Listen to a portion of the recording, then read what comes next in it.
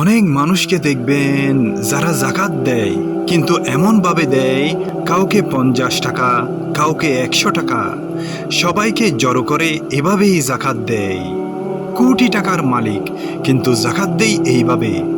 ওর জাকাত হিসেবে সমপরিমাণ কি হবে? না, কখনোই হবে না। যারা লোক দেখানোর জন্য ধন সম্পদ ব্যয় করে, তাদের দৃষ্টান্ত আল্লাহ তাআলা একটি বাগানের উদাহরণ দিয়ে মানুষকে বুঝিয়েছেন। তাহলে শুনুন সেই বাগানের উদাহরণ।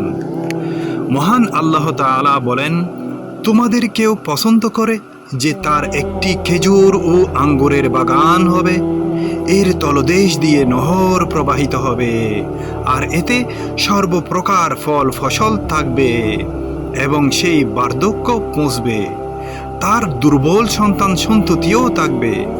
এমন অবস্থায় এই বাগানটি ধ্বংস হয়ে যাবে। একটি ঘূর্ণিবায়ু আসবে যাতে আগুন রয়েছে, অনন্তর বাগানটি ভূমিভূত হয়ে যাবে। এমনিভাবে আল্লাহ তাআলা তোমাদের জন্য নিদর্শন বর্ণনা করেন যাতে তোমরা চিন্তা ভাবনা করো।